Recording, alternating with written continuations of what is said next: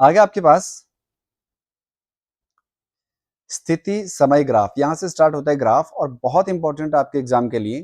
तो आपको हर एक ग्राफ को समझना है, ताकि इससे अगर आपके जो भी प्रश्न आएंगे आप सभी प्रश्नों को आसानी से हल कर पाओगे। देखिए, समय स्थिति ग्राफ का मतलब है समय, यहाँ पर आपके पास जो स्थिति है इसकी जगह दूरी भी आ सकता है, तो दूरी समय ग्राफ हो गया या स्थिति समय ग्राफ हो गया, बात एक ही है।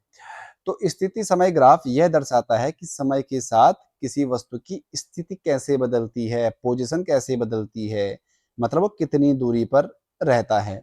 इस ग्राफ को खींचने के लिए आपको क्या करना है, एक समय का एक्स एक्सिस पे खींचना है। अगर मैं आपसे बोलूं तो ये आपको दिख रहा होगा। देखिए, मान लो ये जो आपको लाइन दिख रही है, ये वाली, ये तो ये जो आपका है ये होगा समय का ग्राफ। क्षैतिज अक्ष मतलब एक्स अक्ष पे दर्शाया जाएगा। और ऐसे ही यहां से ऊपर अगर मैं इसे खींचूं तो ये जो ग्राफ होगा ये दर्शाया जाएगा किसका, स्थिति का। तो कभी भी अगर आपके पास आता है तो आप इस तरीके से ग्राफ दिखाओगे। एक ये एक्स एक्सिस, यहाँ पे आप लिखोगे टाइम, समय, ये समय का है, और ये आपकी दूरी का है। ठीक है, ये है। यहाँ स्थिति किसी चुने गए संदर्भ मतलब मूल बिंदु के सापेक्ष दर्शाता है, तो यहाँ पे आपका मूल बिंदु होगा जहाँ पे 0 होगा। ठीक है, बाकी आप अंकित कर सकते हो 1 2 3 4 5 ऐसे करके, ऐसे यहाँ टाइम दे सकते हो 1 सेकंड 2 सेकंड 3 सेकंड, जो भी आपका समय दिया हुआ है उस तरीके से। स्थिति समय ग्राफ यह दर्शाता है कि गति शुरू होने के बाद से किसी भी दिए गए समय पर वस्तु अपनी शुरुआती स्थिति से कितनी दूरी पर। आपको समझाता हूं मैं। जैसे देखो, मान लो ये 1 सेकंड है, ये 2 सेकंड है, ये 3 सेकंड है, ये 4 है, ये 5 है और ये 6 है। मान लो ये 10 मीटर है, ये 20 मीटर है, ये 30 मीटर है, ये 40 मीटर है, ये 50 मीटर है। अब स्थिति यहां से शुरू होगी। माना 1 सेकंड में जो चाल थी वो 10 मीटर पे थी, मतलब जैसे शून्य पे तो दोनों शून्य पे ही होंगे। अब जब जैसे ही दूरी बढ़ी तो समय भी अपने हिसाब से चलता रहेगा। तो यहाँ पे 1 सेकंड में 10 है, मान लो 2 सेकंड में पहुंच गए 30। कितना, 30, ये है 30। अब ठीक इसके सामने लगाओगे 2 सेकंड में, 2 सेकंड में ये माना 30 पहुंचा।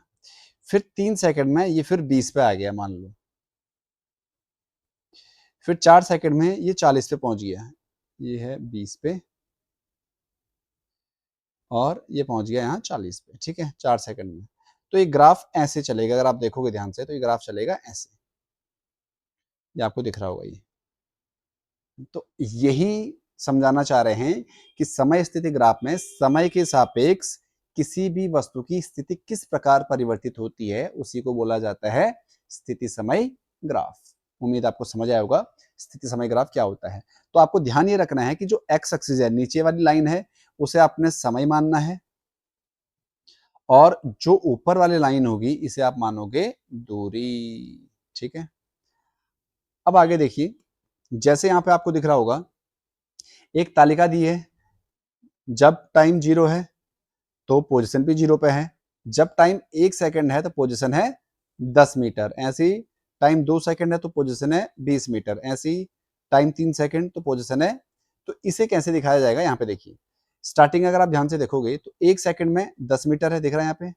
ऐसे ही 2 सेकंड में 20 मीटर, 3 सेकंड में 30 मीटर, 4 में 40 और 5 में 50। तो ये आपको, आप इसे ऐसे मिला दोगे सीधे, जो आपको दिख रहा होगा, तो ये है आपके पास जो आपका ग्राफ बन रहा है। आई बात समझ में।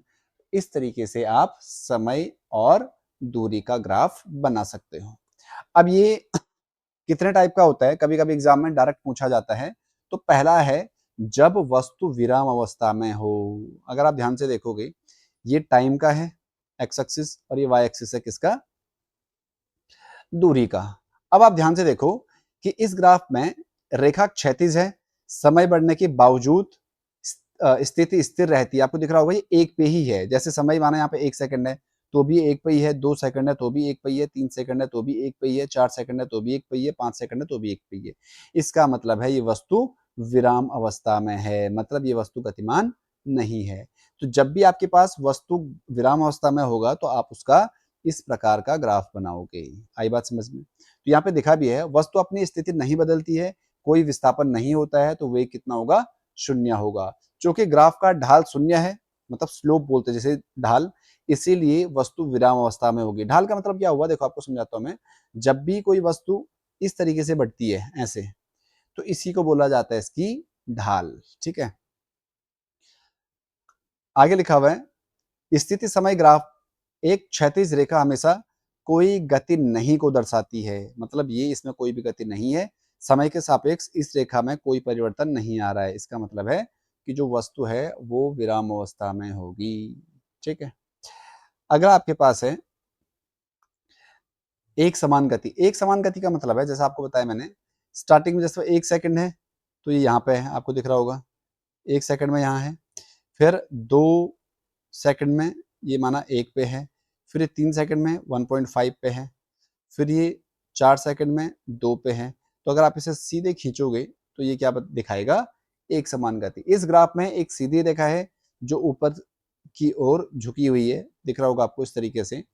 समय के साथ स्थिति एक समान रूप से बढ़ती है, मतलब 1 सेकंड में 0.5 मीटर चलता है, फिर 2 सेकंड में 1, फिर 3 सेकंड में 1.5, फिर 4 सेकंड में 2। तो समय के साथ स्थिति एक समान रूप से बढ़ती है, समान समय अंतराल में समान दूरी तय की जाती है, तो जो इसकी ढाल है, स्लोप है, वो कैसा है? स्थिर है, मतलब एक जैसा है, आपको दिख रहा होगा। ठीक है, यदि रेखा ऊपर की ओर झुकी है तो वेग धनात्मक होता है, और अगर नीचे की ओर झुकी होती है तो वेग ऋणात्मक होता है। तो इस प्रकार एक सीधी रेखा एक समान गति को दर्शा रही है। आपको दिख रहा हो ना, सीधी रेखा चल रही है मतलब गति एक समान है। उसके बाद है बढ़ते वेग के साथ गति, जिसे बोलते हैं हम धनात्मक त्वरण। अगर आपको ध्यान आ रहा हो तो इस ग्राफ में आपको दिख रहा होगा, जैसे 1 पे है तो यहाँ पे है दूरी, फिर 2 पे दूरी बढ़ गई है, फिर 3 पे दूरी और बढ़ गई है, 4 पे दूरी बहुत ज्यादा बढ़ गई है। तो यहाँ पे समय के साथ साथ जो दूरी है वो बढ़ती चली जा रही है ऊपर को, आपको दिख रहा होगा। तो यहाँ पे इसका अर्थ क्या हुआ? देखो, इस स्थिति बढ़ रही है, ढाल बढ़ रही है, तो इसका मतलब है समय के साथ वेग भी बढ़ रहा है। ठीक है, चूंकि ढाल वेग को दर्शाती है और ढाल बढ़ रहा है, इसलिए वस्तु त्वरित हो रही है। वस्तु कैसी हो रही है? त्वरित हो रही है। त्वरित हो रही है मतलब उसका वेग बढ़ रहा है। इस प्रकार की गति को क्या बोलते हैं? हम त्वरित गति बोलते हैं। यह वक्र ऊपर की ओर मुड़ता है, जो धनात्मक त्वरण को दिखा रहा है। अगर कभी भी आपका वक्र इस तरीके से बढ़ रहा है तो इसका मतलब है समय के साथ साथ दूरी बढ़ रही है, और समय के साथ दूरी तभी बढ़ेगी जब आपका वेग बढ़ेगा। ठीक है, तो इसे बोला जाता है धनात्मक त्वरण। नेक्स्ट है इसके ऑपोजिट ऋणात्मक त्वरण। आपको दिखेगा यहाँ पे कि इस ग्राफ में वक्र ऊपर की ओर उठता है और धीरे धीरे कम खड़ा होता है। यह दर्शाता है कि स्थिति बढ़ रही है, ढाल घट रही है, समय के साथ वेग भी क्या होगा? घट रहा है। आपको दिख रहा होगा, देखो स्टार्टिंग में यहाँ पे था, जब 1 सेकंड में यहाँ है, फिर 2 सेकंड में यहाँ पहुंच गया, फिर 3 सेकंड में इधर पहुंचा, फिर 4 सेकंड में इसकी जो गति है वो कम हो गई है, इसका वेग कम हो गया है। तो ये ऐसे कर एकदम स्टार्टिंग में तो बहुत बड़ा, और फिर ये फ्लैट हो गया, इधर को आ गया, तो इसे बोला जाएगा मंदक या अवत्वरण। ठीक है, तो यद्यपि वस्तु आगे भी बढ़ रही है, लेकिन इसकी गति कैसी हो रही है? धीमी हो रही है, क्योंकि यहाँ से तो एकदम से बढ़ा और फिर यहाँ से इसकी गति धीमी होती चली गई, तो ये नीचे को आना शुरू हो गया है। तो इसी को बोला जाता है मंदन या अवत्वरण। ठीक है, आगे आपके पास है स्थिति समय ग्राफ की ढाल क्या होती है। तो ये आपको जो दिख रहा होगा इसी को ढाल बोलते हैं हम। ये जो आपको दिख रहा होगा सीधी रेखा दिख रही है ऊपर को जो जा रही है, इसे ढाल बोलते हैं। स्थिति समय ग्राफ में सबसे महत्वपूर्ण विशेषता में से एक इसकी ढाल होती है, स्लोप बोलते हैं हम जिसे। आपको दिख रहा होगा ढलान टाइप की, इसी को ढाल बोलते हैं। ढाल हमें बताती है कि समय के साथ वस्तु की स्थिति कितनी तेजी से बदल रही है। भौतिकी मतलब फिजिक्स में समय के सापेक्ष स्थिति के परिवर्तन की दर को क्या बोला जाता है? वेग बोला जाता है। तो जो ढाल होता है स्थिति में परिवर्तन अपॉन में समय। तो आपको दिख रहा होगा स्टार्टिंग में जब 1 सेकंड था तो 5, 2 सेकंड था तो 10, ये बढ़ता रहा, और इसके बाद जो ये है ये नियत वेग से आगे बढ़ रहा है, इसके बाद इसमें कोई भी चेंज नहीं आएगा। तो यहाँ पे ये एक समान त्वरण हो गया और यहाँ पे ये धनात्मक त्वरण हो गया क्योंकि ऊपर को जा रहा है, तो इसे बोला जाता है इसकी ढाल। ठीक है, फिर उसके बाद आता है आपके पास वेग समय ग्राफ। अभी तक हमने स्थिति समय ग्राफ पढ़ा था, अब है वेग समय ग्राफ। तो इसके आपको ध्यान ये रखना है, टाइम हमेशा एक्स एक्सिस पर ही रहेगा और जो वाई एक्सिस पर इस बार क्या होगा आपका वेग होगा, जैसे हम वेलोसिटी बोलते हैं।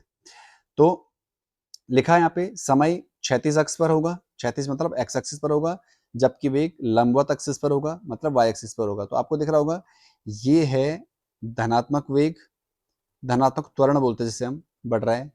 ये है शून्य त्वरण, एक समान त्वरण बोलेंगे जैसे, और ये है मंदन, नेगेटिव एक्सेलरेशन बोलते हैं जैसे, नीचे को आ रहा है जो। ठीक है, ग्राफ पर प्रत्येक बिंदु किसी विशिष्ट समय पर वस्तु के वेग को दिखाता है।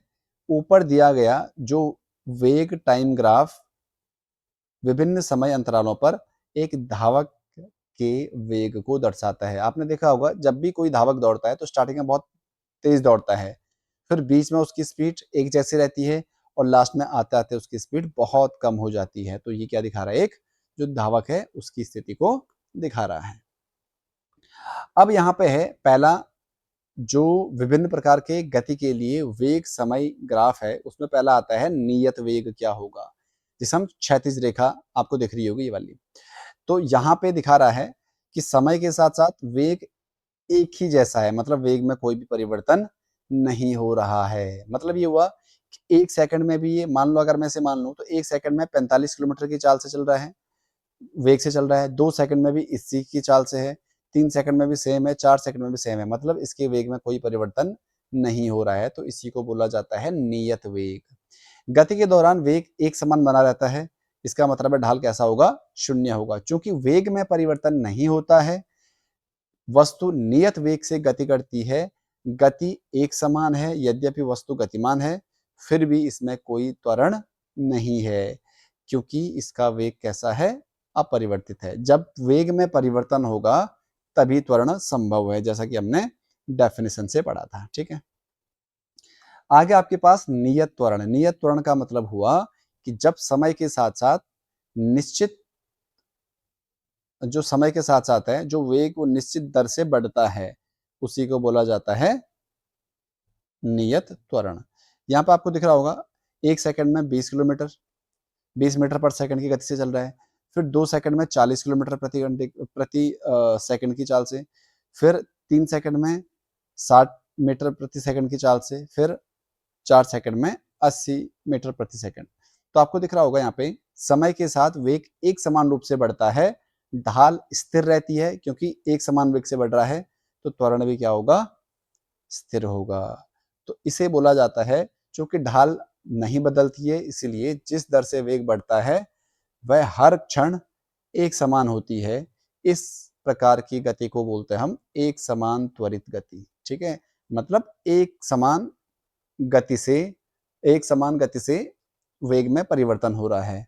यद्यपि सीधी रेखा नीचे की ओर झुकी होती तो त्वरण स्थिर लेकिन ऋणात्मक होता, जो एक समान मंदक दर्शाता है। मतलब अगर ऐसी रेखा होती, ऐसे नीचे की हो ये वाली, तो ये क्या दिखाता है, एक समान मंदक दिखाता है। ठीक है, अगला आपके पास है परिवर्तनशील त्वरण। मतलब कभी वेग बढ़ रहा है, कभी वेग घट रहा है। तो आपको दिख रहा होगा इसका अर्थ है वेग बढ़ रहा है, ढाल स्थिर नहीं है, समय के साथ त्वरण बदलता है। जैसे यहाँ पे आपको दिख रहा होगा 1 सेकंड में यहाँ पे इसका वेग है, 2 सेकंड में वेग बढ़ गया, फिर 3 सेकंड में वेग और बढ़ा, फिर 4 सेकंड में वेग यहाँ बढ़ा। तो इस तरीके से ये अपरिवर्तनशील है, कभी बढ़ रहा है और कभी घट रहा है। दिख रहा है आपको, शुरुआत में ढाल धीमी होती है जिसका अर्थ है कि त्वरण कम है। जैसे जैसे समय बीतता है ढाल अधिक खड़ी होती जाती है, तो ये दर्शाता है कि त्वरण बढ़ रहा है। चूंकि त्वरण स्थिर नहीं है इसीलिए इस गति को असमरूप त्वरित गति या परिवर्तनशील त्वरण कहा जाता है। आपको दिख रहा होगा ये बढ़ रहा है, स्टार्टिंग में कम था, फिर धीरे धीरे बढ़ा, फिर बढ़ा, फिर बढ़ा, फिर बढ़ता चला गया। ठीक है, तो इसे परिवर्तनशील त्वरण कहा जाएगा। तो ये था आपके पास जो ग्राफ में हमने पढ़ा स्थिति समय ग्राफ और वेग समय ग्राफ, ठीक है। अब ग्राफीय विधि से गति की समीकरण बहुत इंपॉर्टेंट है, एग्जाम में आपके पास जरूर पूछा जाएगा। तो गति का प्रथम समीकरण क्या है? मान लो कोई वस्तु का प्रारंभिक वेग u है, एक समान त्वरण a के साथ t समय के लिए गति करता है, तो उसका जो अंतिम वेग होगा वो v होगा, और इस दौरान उसने कितनी दूरी तय की है? s दूरी तय की है। ये आपको सबके लिए लिखना है, चाहे गति का पहला समीकरण हो, चाहे दूसरा हो, चाहे तीसरा हो, तीनों के लिए सेम रखेगा। अब आपको दिख रहा होगा स्टार्टिंग में जो स्टार्टिंग में जो आपका वेग है वो 0 है, लेकिन जैसे ही टाइम बढ़ेगा तो जो वेग है वो एक समान रूप से बढ़ रहा है। आपको दिख रहा होगा यहाँ से यहाँ पहुंच रहा है। तो जो ये टाइम आपको दिख रहा है स्टार्टिंग में यहाँ से यहाँ जो वेग है वो u है, ये है प्रारंभिक वेग, ठीक है। और ये है अंतिम वेग जब ये यहाँ पहुंच गया, यहाँ से लेके यहाँ तक का जो v आपको दिख रहा होगा। तो त्वरण फॉर्मूला क्या होता है? वेग में परिवर्तन अपॉन में समय। वेग में परिवर्तन क्या होगा? देखो वेग में परिवर्तन कितना हो रहा है? पहले यहाँ से यहाँ तक था, अब यहाँ से सीधे यहाँ पहुंच गया, तो परिवर्तन तो ये हुआ ना बीच का, यहाँ से यहाँ तक, यहाँ से यहाँ तक का। तो ये परिवर्तन होगा v माइनस यू, क्योंकि इस पूरे में से आप इसे माइनस करोगे जो स्टार्टिंग में था, तो ये परिवर्तन हो रहा है यहाँ से लेके यहाँ तक का। तो इसीलिए हमने लिखा हुआ है v माइनस यू, और समय अंतराल कितना है? t समय में। तो वेग के परिवर्तन, वेग को दिखाते हैं, मतलब जो त्वरण को हम a से दिखाते हैं, तो a बराबर वेग में परिवर्तन v माइनस यू अपॉन में t। अगर आप इसकी क्रॉस मल्टीप्लाई करोगी तो a की t से मल्टीप्लाई कर लो, a t बराबर v माइनस यू, और अगर मैं इसे रीअरेंज करूं, u को इधर भेज दूं, तो v बराबर u प्लस ए टी, और यही आपका पहला। आई बात समझ में? तो बड़ा सिंपल है, a बराबर होगा आपका v माइनस यू अपॉन में t, ठीक है। क्योंकि ये आ रहा वेग में जो परिवर्तन हो रहा है, ये अंतिम वेग है यहाँ से यहाँ तक, और ये प्रारंभिक वेग है। आप चाहो तो इसे ऐसा भी लिख सकते हो समझने के लिए, बी सी माइनस ए ओ अपॉन में समय। बी सी मतलब यहाँ से यहाँ तक अंतिम वेग, और प्रारंभिक वेग 1 से u तक। तो बी सी की जगह v रखोगे, ए ओ की जगह u रखोगे अपॉन में t बराबर a। अब अगर आप क्रॉस मल्टीप्लाई कर लो तो v माइनस यू बराबर होगा ए टी, और u को राइट साइड फेंक दो तो v बराबर होगा u प्लस ए टी। तो ये आपका गति का पहला समीकरण, उम्मीद है आपको समझ आया होगा। सेकंड है गति का द्वितीय समीकरण। देखो यहाँ पे क्या है, वेग समय ग्राफ के नीचे क्षेत्रफल द्वारा तय की गई कुल दूरी s दर्शाता है। तो ये कितनी दूरी तय कर रहा है? अगर आप ध्यान से देखोगे, यहाँ से चल रहा है, यहाँ से, फिर ये चल रहा है इधर पूरा, फिर यहाँ से नीचे आ रहा है पूरा ये। तो ये अगर आप ध्यान से देखोगे तो यहाँ पे दो चित्र आपके बन रहे हैं। एक चित्र बन रहा है ये ऊपर त्रिभुज का, और एक ये नीचे बन रहा है जिसे बोलते हम आयत, देख रहा ये वाला। तो यहाँ पे दिया हुआ है कुल क्षेत्रफल कितना होगा आपका, मतलब जो कुल दूरी तय की गई है। तो आयत का क्षेत्रफल, आयत का क्षेत्रफल होता है लंबाई गुणा चौड़ाई। तो आपको बताया था मैंने, यहाँ से यहाँ तक होगा u, ये वाला चौड़ाई होगी u, और लंबाई आपकी यहाँ से यहाँ तक t। तो इसे लिखा हुआ है u इंटू टी, प्लस इसका क्या होगा? आधार गुणा ऊंचाई, और क्योंकि जो ऊंचाई है वो b से d तक है तो होगा v माइनस यू, और आधार क्योंकि यहाँ से यहाँ तक है तो वो t है, ठीक है। अब जो गति का प्रथम नियम समीकरण था v बराबर u प्लस ए टी, तो अगर मैं यहाँ से इसे इधर ले आऊं v माइनस यू को इधर ले आऊं, तो v माइनस यू की वैल्यू क्या हो जाएगी? ए टी हो जाएगी। तो आपको क्या करना है, देखो यू टी तो सेम आया बटे हाफ, देखो आधार कितना है t, और ऊंचाई यहाँ से यहाँ तक कितनी है? v minus you. तो आपने क्या करा, v माइनस यू की जगह क्या रख दिया? ए टी रख दिया सीधे, दिख रहा। अगर मैं आपको इसे करके दिखाऊं तो इस तरीके से होगा, देखो देखो आधार कितना था आपका, स्टार्टिंग में था आपका यू टी, एस बराबर यू टी, ये तो आपको समझ आया होगा।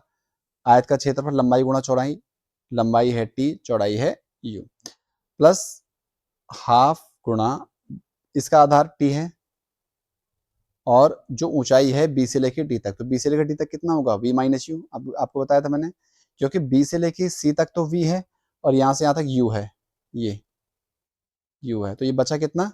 V minus U. बस आपको कुछ भी नहीं करना, अब U T plus half into T ऐसे ही आया, और v माइनस यू होता है ए टी के बराबर। तो s बराबर आएगा ut plus half A T square, A और टी इंटू टी कितना हो गया टी स्क्वायर, तो यहाँ पे लिखा हुआ है। ये है आपका द्वितीय समीकरण। ये सेकंड वाला और थर्ड वाला बहुत इंपॉर्टेंट है, क्योंकि इसमें आपके पास इसमें से एक जरूर एग्जाम में आता है। और थर्ड वाले में भी आपको सेम करना है, बस क्या निकालना है, समलंब का क्षेत्रफल। आपको दिख रहा होगा समलंब चतुर्भुज, ये वाला समलंब बन रहा है, ये वाला, ये पूरा, ये वाला। तो समलंब मतलब होता है जिसकी दो साइड है समांतर। तो आपको दिख रहा होगा ए ओ और बी सी समांतर है, दिख रहा है ये वाला, ए और बी सी क्या है, समांतर है। तो ये आएगा एस बराबर, मतलब दूरी समांतर भुजाओं का योग, क्योंकि ये होता है दूरी बराबर हाफ इंटू समांतर भुजाओं का योग। समांतर भुजाएं क्या है, ए ओ प्लस बी सी और इंटू समय, समय कितना है टी, जो ऊंचाई, सॉरी ऊंचाई, तो जो ऊंचाई है वो ऊंचाई आपकी ये ली जाएगी जहां पे 90 का एंगल बन रहा है यहाँ पे। तो यहां से यहां तक कितना होगा, समय टी है तो टी आएगा, टी आएगा हाफ। देखो ए ओ कितना है यू, प्लस बी सी कितना है, बी से लेके सी तक वी, और इंटू टी। अब आप क्या करो, समीकरण नंबर 1 से टी का मान निकाल लो, क्या होगा, v माइनस यू अपॉन में ए आएगा। समीकरण नंबर 1 से टी का मान आपको निकालना है, तो बस आप टी का मान रखो v minus you upon T. यहाँ पे अगर आप ध्यान से देखोगे तो यहाँ पे बन रहा है a प्लस बी और a माइनस बी का फॉर्मूला, तो a square minus B square, और 2a की मल्टीप्लाई कर लो यहाँ s से, तो v स्क्वायर बराबर यू स्क्वायर प्लस 2as। तो ये है आपके पास तृतीय समीकरण गति का, ठीक है। उसके पास लास्ट टॉपिक है आपके पास, एक समान वृत्तीय गति क्या होती है। एक समान वृत्तीय गति क्या होती है, जब कोई वस्तु किसी वृत्ताकार पथ पर अचर या नियत चाल से गति करता है तो उसकी गति को बोला जाता है एक समान वृत्तीय गति। मतलब ऐसा समझ लो, मान लो ये कोई वृत्त है ये, और ये गति कर रहा है, ये वृत्ताकार पथ पर चल रहा है नियत गति से, मतलब इसकी गति एक समान रहेगी, तो उसे क्या बोला जाता है, वृत्तीय गति। विशेषताएं क्या होती है इसकी, तो चाल नियत रहती है, लेकिन प्रत्येक बिंदु पर वेग की दिशा लगातार बदलती रहेगी। अगर आपको वेग निकालना है तो आप एक भी किसी भी पॉइंट पर एक ढाल खींच लो ऐसे, या सीधी रेखा खींच लो, तो आपको दिखेगा कि इसका दिशा देखो, कभी ऊपर को है, कभी इधर को है, कभी इधर को है, तो इसकी दिशा लगातार बदलती रह रही है। इसीलिए एक समान वृत्तीय गति हमेशा त्वरित गति होती है, मतलब उसका त्वरण लगातार बदलता रहता है। किसी भी बिंदु पर वेग की दिशा उस बिंदु पर खींची गई स्पर्श रेखा के अनुदिश होती है। जी मैंने ये रेखाएं जो खींची है इसी को बोलते हैं स्पर्श रेखा। तो जो भी इसकी वेग की दिशा होगी वो इस स्पर्श रेखा की दिशा के अनुरूप होगी। तो चाल क्या होगा, देखिए अगर मैं चाल निकालूं तो चाल को हम v से दिखाते हैं। जब भी एक वृत्ताकार पथ पर हम दौड़ रहे हैं तो जो दूरी होगी वो उसके परिधि के बराबर होता है। तो परिधि होता है 2πr, और अपॉन में समय, समय होगा t। तो v बराबर होगा 2πr अपॉन में t, जहां पे जो r है वो वृत्त की त्रिज्या होगी और t है एक चक्कर पूरा करने में कितना समय लगा है। तो ये था आपके पास चैप्टर जो हमने पढ़ा गति का। तो उम्मीद आपको समझ आया होगा। आप एक बार दोबारा से और बहुत अच्छे से चैप्टर को देखिए तो आपको हर एक पॉइंट समझ में आ जाएगा। अगले भाग में हम कोशिश करेंगे इसके क्वेश्चन आंसर को करने की। तब तक के लिए आप देखते रहिए। धन्यवाद।